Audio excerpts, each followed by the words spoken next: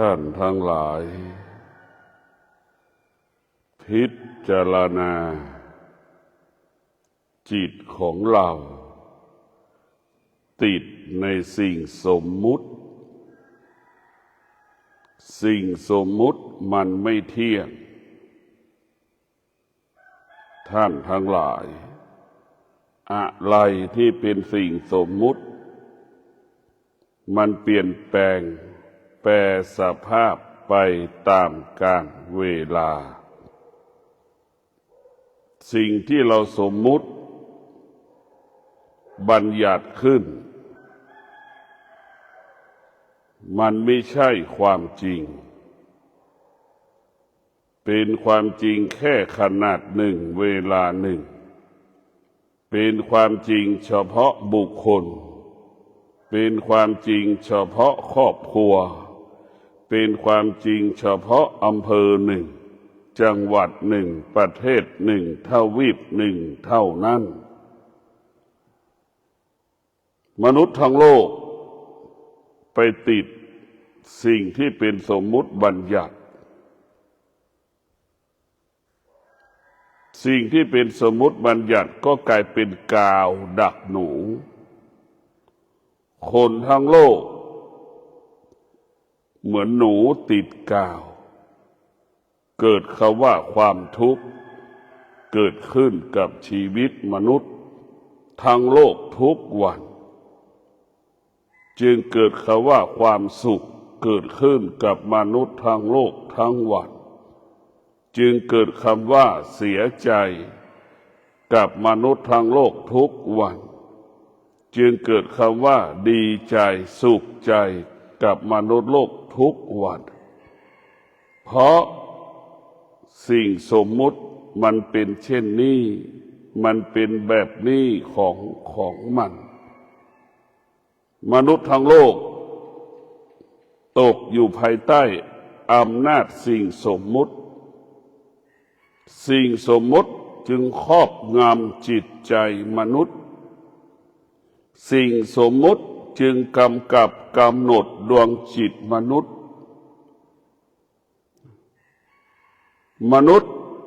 จึงเกิดอาการสำแดงอาการในสิ่งสมมุติที่มันเปลี่ยนแปลงความแก่ความเจ็บความตายก็เป็นสิ่งสมมุติพวกเราทั้งหลายเราต้องพิจารณาให้จิตของเราอยู่เหนือสิ่งสมมุติให้จิตของเราออกจากสิ่งสมมุติหรือไม่ให้จิตเราอยู่กับสิ่งสมมุติให้ได้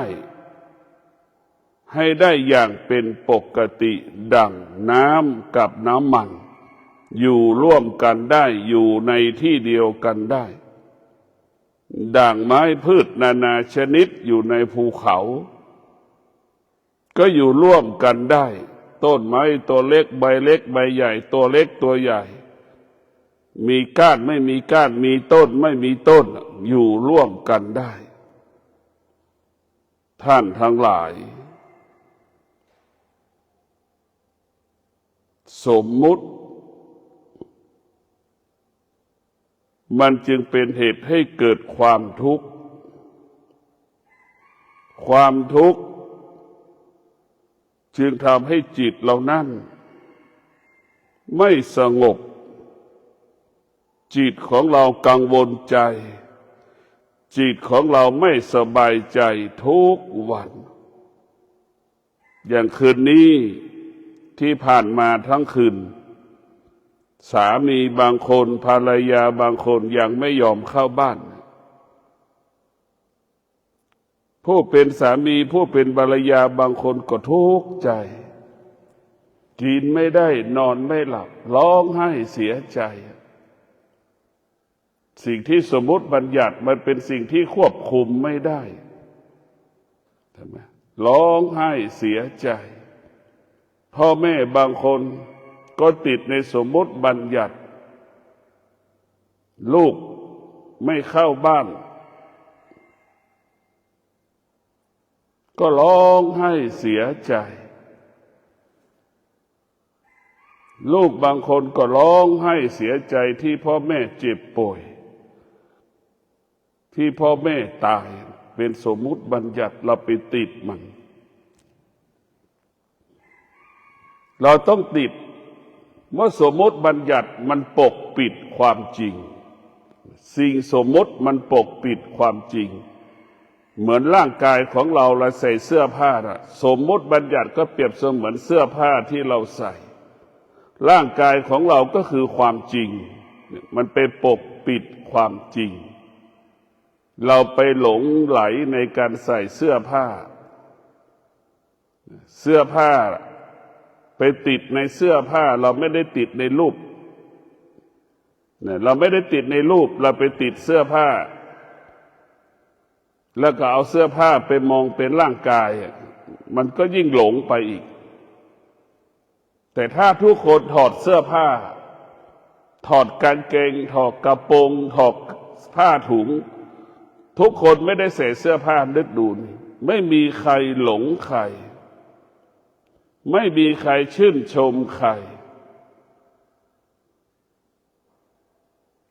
พิจารณาดูความจริงอยู่เหนือสิ่งสมมุติกับความจริงอยู่ภายใต้สิ่งสมมุติเราป่วยเราก็อยู่ภายใต้สิ่งสมมุติ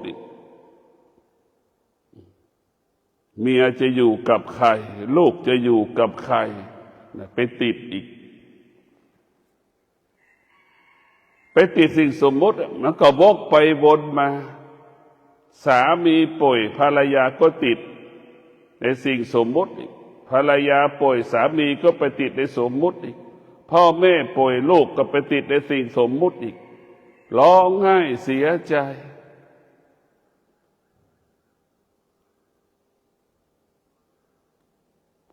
หัวใจของผู้ปฏิบัติธรรมหัวใจผู้ศึกษาธรรมให้เห็นความจริงก็คือเห็นธรรมะอันเป็นความจริงที่อยู่เหนือสิ่งสมมุติทั้งสิ้นอยู่เหนือสิ่งสมมุติหัวใจผู้ปฏิบัติจะสร้างสติสร้างปัญญาสร้างวิชา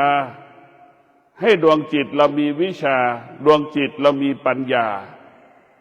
เมื่อดวงจิตเรามีวิชาเมื่อดวงจิตเรามีปัญญาเราจะอยู่เหนือสิ่งสมมุติสิ่งสมมุติไม่มีค่าสิ่งสมมุติไม่มีความหมายใดๆดั่งสามีที่อายุ80ดั่งภรรยาอายุ80ไม่มีค่าไม่มีความหมายต่อกันและกัน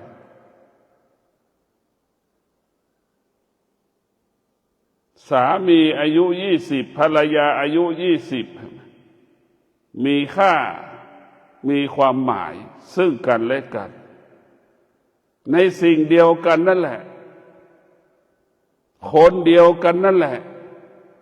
เพียงแต่คนละการเวลาดังที่ได้กล่าวว่าสมมุติบัญญัติหรือสิ่งสมมุติมันเปลี่ยนแปลงสิ่งสมมุติมันเปลี่ยนแปลงวันนั้นในอดีตของเราเป็นผู้หนุ่มวันนี้ของเราเป็นผู้ที่แก่ก็ดีหนุ่มก็ดีเนี่ยมันเป็นสิ่งสมมุติการฝึกจิตการอบรมจิต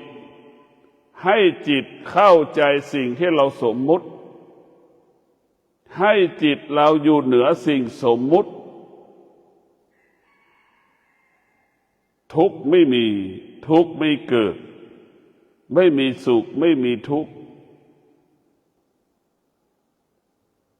เพราะจิตมันงอกงามด้วยวิชาปัญญาจิตมันมีวิชาปัญญาจิตมันอยู่เหนือสิ่งสมมุติ นะมันสิ่งสมมุติทั้งสิ้น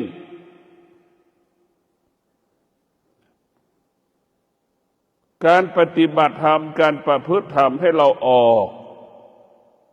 จากสิ่งสมมุติพยายามออกจากสิ่งสมมุติพยายามห่างจากสิ่งสมมุติพยายามอยู่เหนือสิ่งสมมุติจนถึงที่สุดเราก็จะเห็นโทษของสิ่งสมมุติทำลายจิตใจเราตายก็เพราะสิ่งสมมุติเราป่วยก็เพราะสิ่งสมมุติเราเจ็บก็เพราะสิ่งสมมุติสิ่งสมมุติเป็นผู้เบียดเบียนชีวิตของเราเป็นพระสงฆ์ก็เป็นสิ่งสมมุติเป็นแม่ชีก็เป็นสิ่งสมมุติเป็นพ่อเป็นแม่เป็นสามีเป็นภรรยาเป็นลูกเป็นสิ่งสมมุติปู่ย่าตายายเนี่ยเป็นสิ่งสมมุติทั้งสิ้นเราจะเห็นว่ามันเกิดการเปลี่ยนแปลงปู่ก็ดีย่าก็ดียายก็ดีตาก็ดีเนี่ยก็เป็นสิ่งสมมุติวันนั้นก็คือเด็กทารกแรกเกิดมาวันนี้มาเป็นปู่มาเป็นย่ามาเป็นตามาเป็นยายทั้งสิ่งสมมุตินี่แหละเราต้องพิจารณาสิ่งสมมุติเป็นผู้ปกปิดบังความจริงเหมือนเราใส่เสื้อผ้านั่นแหละปกปิดบังความจริงถ้าเราไม่สามารถเอาสิ่งสมมุติออกจากจิตเราได้เราก็ไม่มีโอกาสจะเห็นความจริงพบความจริงเราต้องปลดเปลื้องสิ่งสมมุติที่มันเกิดในจิตใจเร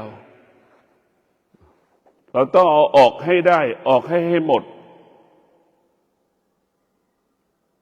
ถ้าเราเอาสิ่งสมมติออกไปจากจิตเราได้เราก็จะพบธรรมเห็นธรรมเราจะพบธรรมเห็นธรรมรู้ว่าธรรมไม่มีใครสมมุติธรรมไม่มีใครบัญญัติธรรมะคงความเป็นปกติเสมอธรรมะเป็นปกติเสมอพวกเราทั้งหลายเมื่อหัวใจเรามีธรรมะเราก็จะยึดธรรมะก็คือสติรู้ว่าร้อนรู้ว่าหนาวรู้ว่าเย็นรู้ตัวนี้แหละว่ามันเป็นปกติของมันรู้แล้วก็ให้เหลือให้เราอยู่เหนือสิ่งที่เรารู้หนาวเป็นธรรมชาติร้อนเป็นธรรมชาติเย็นเป็นธรรมชาติฝนตกเป็นธรรมชาติธรรมะมันบอกให้เราอยู่เหนือธรรมชาติธรรมะบอกให้เราอยู่เหนือธรรมชาติเรามีความอยากความอยากเป็นธรรมชาติเราก็พยายามใช้ธรรมะคือความอดทนใช้ความอดทนหยุดยั้งความอยากใช้ความอดทนหยุดยั้งความอยากจนถึงที่สุดแล้วความอยากก็หมดสิ้นไปด้วยธรรมหัวใจของผู้ปฏิบัติธรรมไม่มีความอยากหัวใจผู้ปฏิบัติธรรมก็สามารถบรรลุธรรมได้เห็นธรรมได้ง่ายความอยากเกิดขึ้นที่ไหนก็ที่ตาอีกความอยากเกิดขึ้นที่ไหนก็ที่หูอีกความอยากเกิดขึ้นที่ไหนก็ที่จมูกอีกความอยากเกิดขึ้นที่ไหนก็ที่ลิ้นเราอีกที่กายเราที่จิตเรา ธรรมชาติของตาก็คือหน้าที่รับรู้ในรูปนะรับรู้ในรูปจะเป็นอะไรก็แล้วแต่หน้าที่รับรู้แต่ตายังไม่ใช่ผู้รู้เฉยๆเหมือนทารกแรกเกิดได้1 ปีรู้อย่างนั้นแหละของที่มันกินมันก็ไม่รู้ของที่มันไม่กินของที่มันควรกินมันก็ไม่รู้ของที่มันไม่ควรกินมันก็ไม่รู้มันเด็ก1 ขวบมันรู้เฉยๆแต่มันยังไม่รู้เหมือนรู้ว่าเป็นทองเนี่ยแต่มันไม่รู้ว่าเป็นทองคำมันรู้เฉยๆว่าของหนักทองมันก็ยังไม่รู้ข้าวมันก็ยังไม่รู้น้ำมันก็ยังไม่รู้เด็กเกิดมา1 ปีถ้าโลกได้เกิดหรือเกิดมา1 ปีเนี่ยไอ้คำว่ารู้ของเราก็เป็นเช่นนั้นแหละพวกเราทั้งหลายเราจะต้องฝึกฝนจิตเราจะต้องอบรมจิตให้จิตเรารู้ว่าไฟมันร้อนให้จิตมารู้ว่าน้ำมันเย็นให้รู้ว่าสิ่งนี้เราควรกินให้เรารู้ว่าสิ่งนี้เราไม่ควรกินรู้สิ่งนี้เราควรจะอยู่รู้ว่าสิ่งนี้เราควรไม่ควรอยู่รู้ว่าสถานที่นี้เราควรอยู่นานๆรู้ว่าสถานที่นี้ไม่ควรจะอยู่นานเนี่ยนั่นแหละเรารู้พวกเราทั้งหลายสภาวะจิตของเราเนี่ยตกอยู่ใต้อำนาจความคิดตกอยู่ใต้อารมณ์ของตนเองเนี่ยวกไปวนมาวกไปวนมาเหมือนไก่อยู่ในกรงเหมือนไก่อยู่ในซุ่มไก่นะวกไปวนมาได้แค่นั้นแหละมันไม่สามารถออกจากกรงได้เช่นเดียวกันจิตเราไม่สามารถออกจากความคิดเราได้เราก็เป็นจิตเราก็เป็นดังสภาพไก่ที่อยู่ในกรงถ้าเราสามารถออกจากความคิดเราได้ก็เหมือนไก่ออกจากกรงเราจะเห็นได้อิสระถ้าเราออกจากความคิดเราได้จิตเราจะเป็นอิสระพวกเราต้องพิจารณาสมมุติบัญญัติเกิดจากมนุษย์กำหนดขึ้นดังชื่อเราชื่อของเรานี่ก็สมมุติบัญญัติขึ้นว่านี้ชื่อแก้วอันนี้ชื่อดีเนี่ยสมมุติบัญญัติเพื่อง่ายสะดวกในการอยู่ร่วมกันเฉยๆสมมุติบัญญัติชื่อมันเป็นสมมุติบัญญัติขึ้นตลอดเวลาแต่ร่างกายของเรานั้นมันไม่เที่ยงน่ะมันเปลี่ยนแปลงมันอยู่ภายใต้เปลี่ยนแปลงตลอดเวลาชื่อเราเหมือนเดิมไม่มีแก่ไม่มีหนุ่มแต่ร่างกายเรามีแก่มีหนุ่มตอนที่หนุ่มก็เรียกว่านายดีนายแก้วพอแก่ก็เรียกว่าป้าอุ้ยแม่อุ้ยแก้วอุ้ยดีย่าดีปู่แก้วเห็นไหมแต่เรียกก็สิ่งเดียวกันเห็นไหมก็เพราะอะไรเพราะมันเปลี่ยนแปลงสมมุติบัญญัติมันเปลี่ยนแปลงแต่คนส่วนมากก็ตกอยู่ใต้อำนาจการเปลี่ยนแปลงเนี่ยเจ็บป่วยก็ทุกข์มีเงินมากก็ทุกข์มีเงินน้อยก็ทุกข์ไม่มีเงินก็ทุกข์ติดในสิ่งสมมุติบัญญัติผู้ที่มีปัญญาจะอยู่เหนือสิ่งสมมุติบัญญัติอยู่เหนือสิ่งสมมุติบัญญัติ มีทรัพย์มีสมบัติก็รู้ว่ามีทรัพย์มีสมบัติไม่ติดในทรัพย์ในสมบัติไม่เอาทรัพย์เอาสมบัติมาเป็นใหญ่รู้เท่านั้นว่ามีทรัพย์มีสมบัติไม่สามารถซื้อความแก่ความเจ็บความตายได้มันจะรู้ของมันเช่นนั้นไม่สามารถมาซื้อความแก่ความเจ็บความตายไม่สามารถซื้อหยุดยั้งความแก่ความเจ็บความตายได้มันไม่สามารถหยุดยั้งได้พวกเราทั้งหลายแต่พวกเราทั้งหลายเนี่ยไม่เข้าใจก็จึงแสวงหาสิ่งเป็นสมมุติบัญญัติเราไปแสวงหาสิ่งที่เป็นสมมุติบัญญัติทั้งหมดทั้งสิ้นสิ่งที่เป็นสมมุติบัญญัติมันก็เป็นกาวเราก็เป็นหนูติดกาวติดอย่างเงี้ย100 คนก็ติดในสิ่งสมมุติบัญญัติ100 คนทุกวันไม่มีวันจบสิ้นการปฏิบัติธรรมการประพฤติธรรมของเรานั้นเพื่อจะออกจากสิ่งสมมุติบัญญัติให้เรารู้ว่าสิ่งสมมุติบัญญัตินั้นมันไม่ใช่ความจริงในดังร่างกายของเรานะเมื่อ60 ปีก็เด็กชายทารกแรกเกิด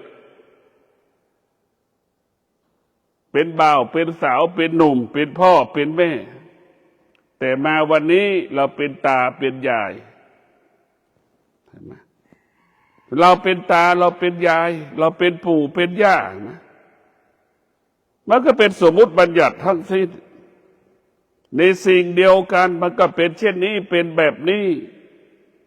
พวกเราได้พิจารณาพวกเราทั้งหลายเราเอาสิ่งต่างๆซึ่งเป็นสิ่งสมมุติเราคิดว่าเรามีทรัพย์เรามีความสุขมันก็ไม่ใช่นะพวกเราทั้งหลายเราไม่มีทรัพย์เราจะเกิดความทุกข์มันก็ไม่ใช่จะมีก็ช่างไม่มีก็ช่างไม่มีความหมายสำหรับผู้ที่มีปัญญาผู้ที่มีปัญญาจะไม่ยึดติดสิ่งที่มีหรือสิ่งที่ไม่มีผู้ที่มีปัญญาจะอยู่เหนือสุขกับทุกข์สุขทุกข์ก็ไม่มีค่าสำหรับผู้ที่มีปัญญามีมากมีน้อยก็ไม่มีค่าสำหรับผู้ที่มีปัญญาผู้มีปัญญาจึงรู้ว่าสิ่งที่เรามีอยู่นั้นมันไม่เที่ยงรู้ว่าสิ่งที่เรามีอยู่นั้นรู้ว่าสิ่งที่เรามีอยู่นั้นมันเปลี่ยนแปลงแปรสภาพไปตามกาลเวลาเราเคยมีสมบัติแล้วเราขาดสติสมบัติที่มีอยู่มันก็แปรสภาพเปลี่ยนแปลงชีวิตเราเคยมีสมบัติมากก็มีสมบัติน้อยเหลือน้อยแต่พวกเราทั้งหลาย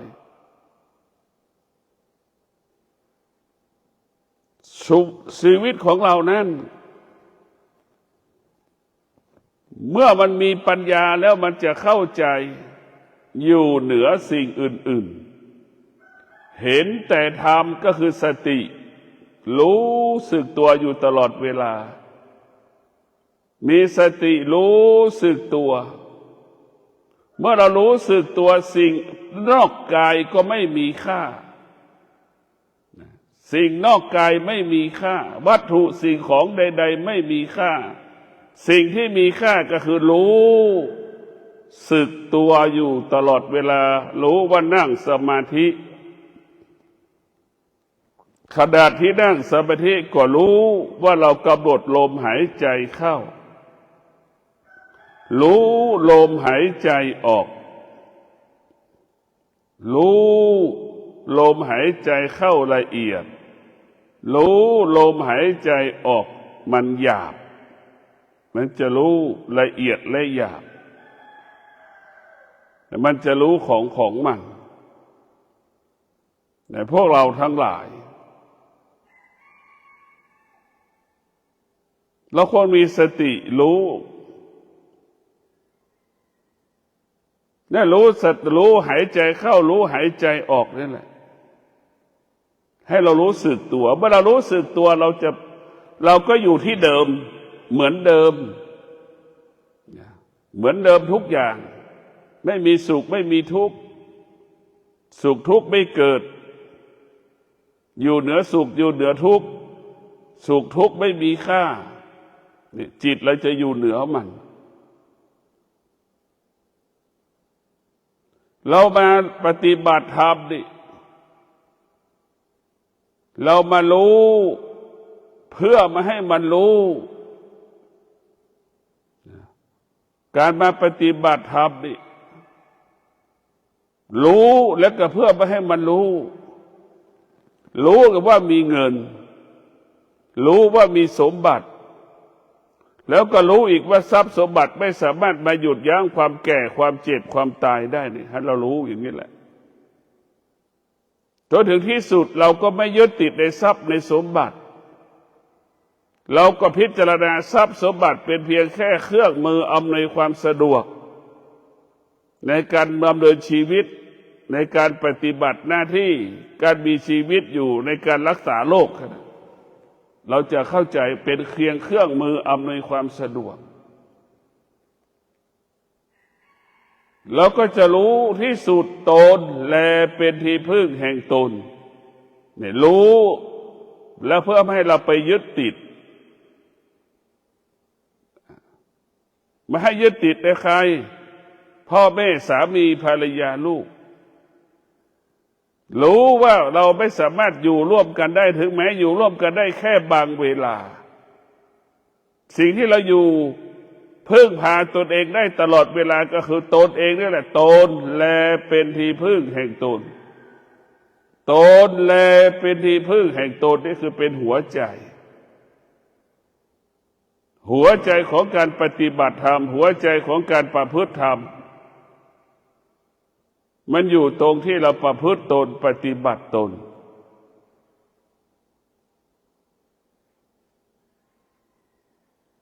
ทุกวันให้มันเป็นปกติให้มันเป็นปกติทุกวันตี 3:30เราตีระฆังเห็นไหมตี 3:50นะโมตัสสะตี 5:10เราหยุดพักพอตี 5:30เราเดินจงกรม6 โมงก็เราทำความสะอาดเก็บกวาดลานวัดสถานที่อาบน้ำพักผ่อนพอ9 โมงเราก็รวมตัวกันแล้วจัดอาหารเพื่อจะมาฉันอาหารเช้าอาหารเพลในมื้อเดียวกันนี่ทำทุกอย่างให้มันเป็นปกติแล้วมันจึงจะเกิดปกติผู้ที่มีปัญญาจะเป็นเช่นนี้สติจะบอกจะสอนให้เรารู้สติก็คงหมายถึงปัญญาปัญญาก็คงหมายถึงสติมันอยู่เนื้อเดียวกันดังมะม่วงดิบกับมะม่วงสุกนั่นแหละเราจะเห็นดิบแล้วเราจะเห็นสุกแต่อยู่ที่เดียวกันพวกเราทั้งหลายให้เรารู้สึกตัวตลอดเวลาพึ่งพาตนเองอาศัยตนเองเป็นสิ่งที่ประเสริฐตอบโจทย์เราได้คือพึ่งพาตนเองตอบโจทย์ได้ตลอดเวลาเมื่อเราพึ่งพาตนเองให้เราเข้าใจความจริงให้เราอยู่กับความเป็นจริงในพวกเราทั้งหลายพ่อแม่สามีภรรยาลูกอยู่ร่วมกันแค่บางเวลาเป็นสมบัติซึ่งกันและกันแค่บางเวลาธรรมะอยู่กับเราตลอดเวลาธรรมะเป็นสมบัติของเราตลอดเวลา